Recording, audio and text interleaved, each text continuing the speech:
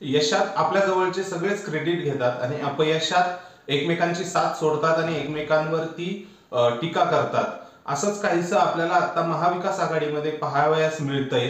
2024 मध्ये ज्या विधानसभा निवडणुका झाल्या त्यांचा रिझल्ट लागल्यानंतर आपल्याला वाटलं होतं सगळं अलबेल असेल महाविकास आघाडीत, परंतु तो जो पराभव झाला त्यानंतर जे साचलेलं मनातलं जे थोडंसं सोशल मीडिया मार्फत येतच होतं, परंतु आता पूर्ण स्फोट होऊन एकमेकांच्या ओठी तोंडी यायला लागलेला आहे। काय आहे विषय आपण जाणून घेऊया। तत्पूर्वी चॅनलला सबस्क्राईब केलं नसेल तर सबस्क्राईब करा, व्हिडिओ आवडल्यास लाईक करा आणि आपले विचार कमेंटद्वारे नक्की कळवा। महाविकास आघाडी विधानसभेच्या निवडणुकांमध्ये एकदम अक्षरशः त्यांची पूर्ण म्हणजे सफाई जे आपण शब्द म्हणतो, म्हणजे विरोधी पक्ष नेताही त्यांना बनवता येणार नाहीये विधानसभेमध्ये मुख्यमंत्र्यांच्या आदेशाशिवाय, एवढंही बहुमत त्यांना मिळालेलं नाहीये। त्यामध्ये राष्ट्रवादी, शरद पवार गट, उद्धव ठाकरे गट आणि शिवसेना गट आणि काँग्रेस या तिन्ही पक्षांची पूर्ण दाणादाण झाली। 10, 16 आणि 20 असे आमदार घेऊन पक्ष जिंकला एवढ्या जागा। त्यानंतर थोडेसे मतभेद आपल्याला बघायला मिळाले माध्यमांद्वारे, संजय राऊत असतील किंवा जे प्रवक्ते असतील यांच्यातून कधी ना कधी गोष्टी बाहेर पडत होत्या। परंतु आता जे शरद पवार पक्षाचा मेळावा झाला त्यामध्ये अमोल कोल्हेंनी स्पष्ट मत नोंदवलंय।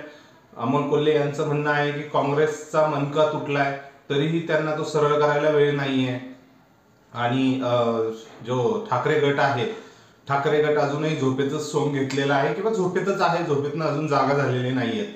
म्हणजे कुठेतरी ह्या कमेंटने ज्यावेळेस आत्मचिंतनाची वेळ आली त्यावेळेस लोकांवरती टीका करून, लोकांवरती बोट दाखवून आपला पराभव मान्य आहे का, आपलं चिंतन कसं होईल याबाबत शंका आहे।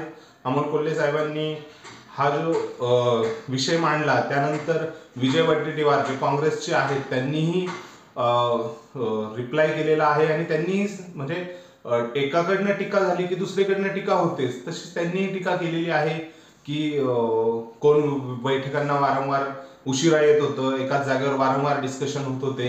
सो ह्या ज्या सगळ्या गोष्टी पडद्यामागच्या असतात त्या आता पडद्यापुढं मांडण्याचं काम चालू झालेलं आहे, कारण कुणीतरी ट्रिगर करण्याची गरज होती आणि ती ट्रिगर झाल्यासारखं मला तरी वाटतंय महाविकास आघाडीमध्ये।